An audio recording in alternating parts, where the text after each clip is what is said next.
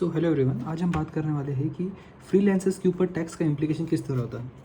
इसके अंदर direct tax और इनडायरेक्ट टैक्स में दोनों के इम्प्लीकेशंस की बात करूंगा। तो सबसे पहला पॉइंट है कि फ्रीलांसिंग क्या होता है। So it is a way of working where the person offers their skills और services to multiple clients businesses independently without being employed full time by any one of them. देखो मतलब क्या है, मान लो आपके पास कोई स्किल्स है, you are an interior designer, ठीक है। अभी आप क्या करते हो, आपको तो जो भी घर के जो डिज़ाइंस वगैरह है 3D में वो आपको करते आता है। तो मान लो आपका मेन काम है 3D विजुअलाइजेशन, ये आपका मेन काम है। तो आपने क्या किया, ये आपको प्रोसेस भी समझा देता हूँ किस तरह होता है फ्रीलांसिंग का। या फ्रीलांसिंग जैसे जो भी ऐप्स है आप उसमें जाते हो, वहाँ जाके अपनी जो भी बेसिक डिटेल्स है आप वो बेसिक डिटेल्स फिल करते हो। जैसे आप अपनी बेसिक डिटेल्स फिल करते हो, फिर आप अपना स्किल सिलेक्ट करते हो जिसमें आप स्पेशलाइज करते हो। मान लिया आपने सिलेक्ट किया कि 3D विजुअलाइजेशन का, जो ऊपर मैंने मेंशन किया। कैसे होता है, जो भी क्लाइंट को ये सर्विसेज चाहिए होगी, वो क्लाइंट इन सर्विसेज के बारे में सर्च करेगा, उसे वहाँ आपकी डिटेल्स मिलेंगी कि आप ये सर्विसेज प्रोवाइड करते हो। आपके साथ वो आपको कांटेक्ट करेंगे, फिर आप जो भी उसका चार्जेस होंगे वो चार्जेस डिस्कस किए जाएंगे, और उस तरह फिर वो आपको इस चीज़ पूरे प्रोजेक्ट का या कॉन्ट्रैक्ट का मतलब पूरा कॉन्ट्रैक्ट दे देगा कि उसे ये बनाना है घर के लिए, मान लो, तो वो आपको दे देगा कॉन्ट्रैक्ट। आप उसके हिसाब से बना के फिर आप उसको इनवॉइस इशू करोगे। ये आप कौन हो, इस पर मैंने आईडी लिखा, आईडी मतलब इंटीरियर डिज़ाइनर, ठीक है। ये है आपका क्लाइंट। आप क्लाइंट को इनवॉइस रेज करोगे और क्लाइंट आपको क्या करेगा, पेमेंट करेगा। इस तरह ये पूरा प्रोसेस काम करता है। हम देखते हैं कौन से प्लेटफॉर्म है जहाँ जाके आप ये सर्विसेज प्रोवाइड कर सकते हो। तो देखो, फ्रीलांसर, ज़ूपअप, वर्क एंड हायर, ऐसे बहुत सारे प्लेटफॉर्म्स है। और जो फॉरेन प्लेटफॉर्म्स है दैट आर अपवर्क, फीवर, ऐसे बहुत सारे प्लेटफॉर्म्स है जहाँ जाके आप फ्रीलांसिंग की सर्विसेज दे सकते हो। हम डिस्कस करेंगे सबसे पहला पॉइंट जो कि है ITR का फॉर्म। जो फ्रीलांसर्स है उन्हें जो भी इनकम जनरेट होती है उसके लिए वो कौन सा फॉर्म जनरेट करें, ये हम आज डिस्कस करेंगे। देखिए, हमने पीछे डिस्कस किया था कि जो फ्रीलांसर्स होते हैं वो अपनी स्किल्स को ऑफर करते हैं और वो काम कैसे करते हैं, इंडिपेंडेंटली। इसलिए इन्हें जो भी इनकम होती है फ्रॉम फ्रीलांसिंग, ये इनकी बिजनेस की इनकम। अब जब बिजनेस की इनकम है तो ये ITR 3 भर सकते हैं या फिर ITR 4 भर सकते हैं। 4 कब, in case of presumptive scheme, presumptive taxation. अब देखो सेक्शन नंबर 44AA जो है वो बात करता था स्पेसिफाइड प्रोफेशंस की, लीगल, मेडिकल, इंजीनियर, और ये सब जो कैटेगरी दिए हैं ये फॉल करते हैं अंडर प्रोफेशन। और आपको मालूम है प्रिजम्पटिव टैक्सेशन में सेक्शन नंबर 44ADA जो था वो बात करता था कि आप प्रिजम्पटिव टैक्सेशन ऑप्ट कर सकते हो अगर आप स्पेसिफाइड प्रोफेशन में आते हो। स्पेसिफाइड प्रोफेशन मतलब ये भी फ्रीलांसिंग तो काम करने का एक तरीका है। ये फ्रीलांसिंग करना ये कोई प्रोफेशन नहीं होता, लेकिन फ्रीलांसिंग में आप जो सर्विसेज देते हो वो कैटेगराइज हो सकती है अंडर दी प्रोफेशन की लिस्ट। एग्जाम्पल देखते हैं, मान लेते हैं कि आप फ्रीलांसिंग में सॉफ्टवेयर डेवलपमेंट करते हो, तो उस केस में आप जो ये IT प्रोफेशन था इसके अंदर जा सकते हो। अगर आप लीगल ड्राफ्टिंग करते हो या अगर आप पैरालीगल वर्क करते हो तो उस केस में आप लीगल में जा सकते हो।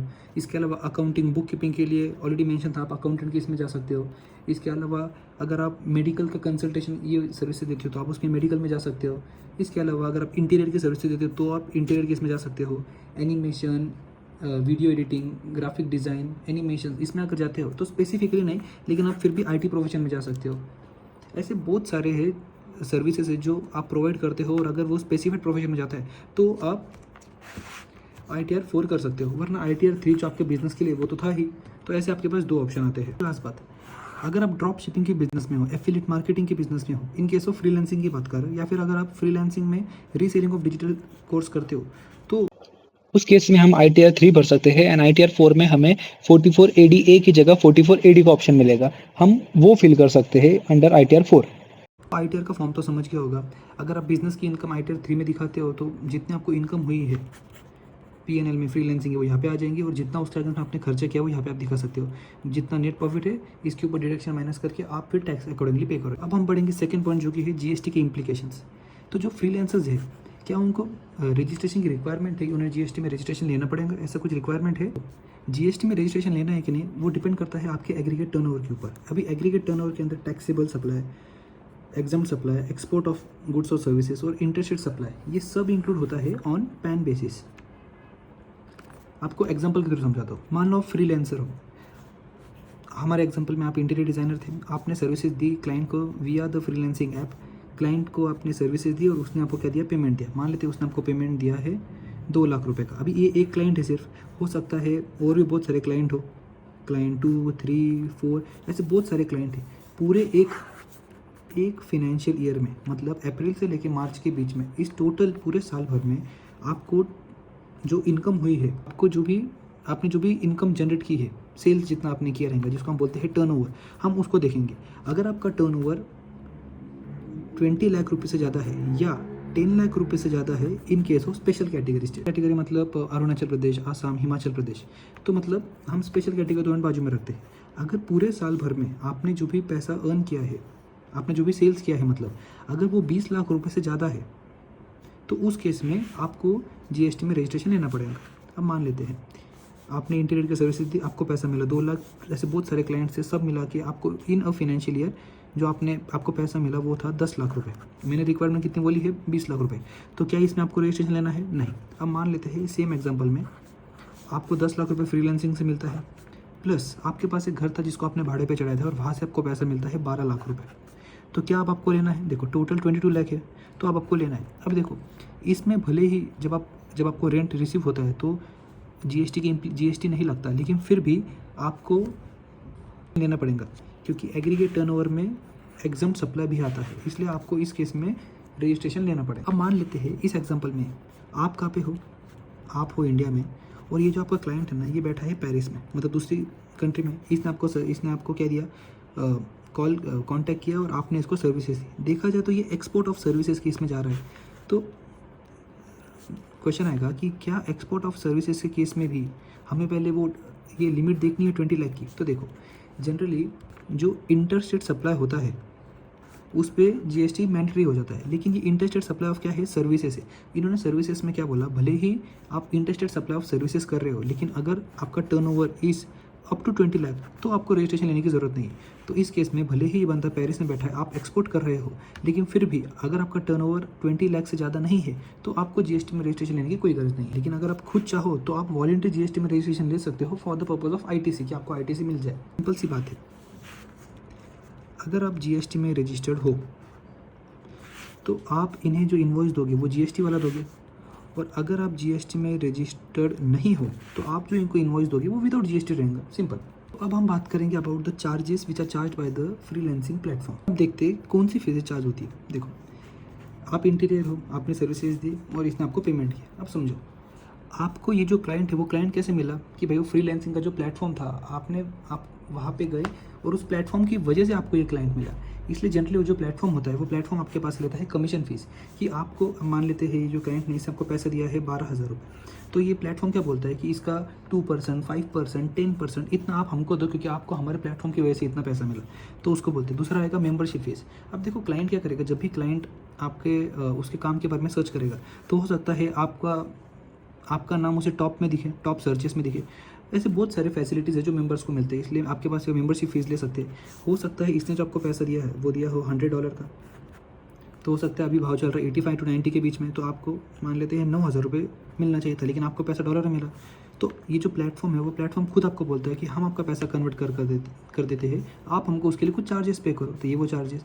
इसके अलावा हो सकता है आपने एग्री किया था पहले कि 12,000 में काम होना चाहिए, लेकिन क्लाइंट बाद में आपको 8,000 रुपये देता है, तो अभी आप दोनों के बीच में डिस्प्यूट हो गया, तो उसको रिजॉल्व करने के लिए भी वो प्लेटफॉर्म मदद करता है। सर्विसेज है जो प्लेटफॉर्म आपको देता है। अब प्लेटफॉर्म जब आपको ये सर्विसेज दे रहा है तो उसके बदले वो क्या करेगा? आपके पास से पैसे लेगा। हमने आपको सर्विसेज दी और आपने उसे क्या दिया? इसके बदले में पैसे दिए। इसमें जीएसटी का इम्प्लीकेशन कैसा आएगा? देखो ये जो प्लेटफॉर्म है, ये प्लेटफॉर्म दो हो सकता है, या तो ये इंडियन प्लेटफॉर्म हो सकता है या तो ये फॉरेन का कोई प्लेटफॉर्म हो सकता है। देखो ये है आपके इंडियन प्लेटफॉर्म्स और ये है आपके फॉरेन प्लेटफॉर्म्स। ये दोनों के ऊपर जीएसटी के इम्प्लीकेशन अलग होते हैं। आपको एग्जांपल के थ्रू समझाता हूँ। देखो अब मान लेते हैं ये प्लेटफॉर्म है, हम बात कर रहे हैं अभी इंडियन प्लेटफॉर्म की। आप हो इंटीरियर डिज़ाइनर, इसने आपको सर्विसेज दिए हैं, कौन से? ये जो ऊपर मैंने आपको मेंशन किया, और आप उसके बदले उसको पैसा दे रहे हो। तो जब ये प्लेटफॉर्म इंडियन है तो ये क्या करेगा? आपको इन्वॉइस देगा, मान लेते हैं 10,000 का, प्लस इसके ऊपर ये जीएसटी चार्ज करेगा और आप इसको जीएसटी के साथ पैसा दोगे। ये जितना जीएसटी का कंपोनेंट है ये प्लेटफॉर्म उतना पैसा गवर्नमेंट को दे देगा। सिंपल। लेकिन अगर यही एग्जांपल में ये जो प्लेटफॉर्म था, ये प्लेटफॉर्म फॉरेन का है, तो देखो फॉरेन का बंदा, उसको तो मालूम नहीं कि जीएसटी चार्ज करना है, वो तो जीएसटी लगेगा नहीं, क्योंकि उसके देश में हो सकता है जीएसटी ना लगे। तो सिंपल है, इस केस में जब भी प्लेटफॉर्म आपको सर्विसेज देगा तो पहले तो देखा जाएगा कि आप कौन हो, क्या आप रजिस्टर्ड हो, क्या आप अनरजिस्टर्ड हो। मान लेते हैं पहले केस में कि आप रजिस्टर्ड हो, तो उस केस में कैसे होगा? वो आपको नॉर्मल 10,000 का बिल बना के देगा। अब आप क्या करोगे, इस 10,000 को मान लेते हैं 18% है, डिवाइड बाय 118 इंटू 18, इतना पैसा आप खुद जाके गवर्नमेंट को दोगे अंडर RCM और आप सेल्फ इन्वॉइसिंग करोगे। लेकिन यही अगर आप अनरजिस्टर्ड होते तो वो 10,000 का बिल बना था, आप 10,000 ही उसको देते। इस केस में किसी को GST भरने की कोई ज़रूरत नहीं। हमें कैसे मालूम पड़ेगा कि ये जो प्लेटफॉर्म है ये इंडियन प्लेटफॉर्म है या फॉरेन का प्लेटफॉर्म है? देखो, जनरली प्लेटफॉर्म इंडियन है या फॉरेन है वो डिपेंड करता है कुछ फैक्टर्स के ऊपर। जैसे उनका इनकॉर्पोरेशन कहाँ पे हुआ, अगर इंडिया में हुआ है तो इंडियन प्लेटफॉर्म, फॉरेन में हुआ तो फॉरेन प्लेटफॉर्म। उनका इंडिया के इसमें रजिस्ट्रेशन है GST का, वो देखते हैं हम। इसके अलावा उनका जो पेमेंट है उसकी करेंसी क्या है, अगर उसका जो पेमेंट की करेंसी है वो अगर कोई फॉरेन करेंसी में आता है तो जनरली वो फॉरेन का प्लेटफॉर्म रहेगा। तो अगर आपको चेक करना तो सिंपल है, जब भी आपकी फ्रीलांसिंग का ऐप खोलोगे उसके अंदर टर्म्स एंड कंडीशन के अंदर या फिर प्राइवेसी पॉलिसी के अंदर आप उनका जो लीगल एंटिटी है उसको देखो और उनका लोकेशन देखो, आपको समझ आ जाएगा कि जो प्लेटफॉर्म है वो इंडियन है। लास्ट बात, अगर कोई फॉरेन का जो क्लाइंट है वो आपको OIDR सर्विसेज दे रहा है, वो भी B2C को, तो उस केस में उसको मैंडेटरी हो जाता है रजिस्ट्रेशन लेने के लिए अंडर GST। गेस आपको अभी सभी डाउट्स क्लियर हो जाएंगे for direct tax and indirect tax for freelancers. अगर आपको इसके अलावा कोई भी डाउट है तो आप कमेंट्स कर सकते हैं। Okay, thank you.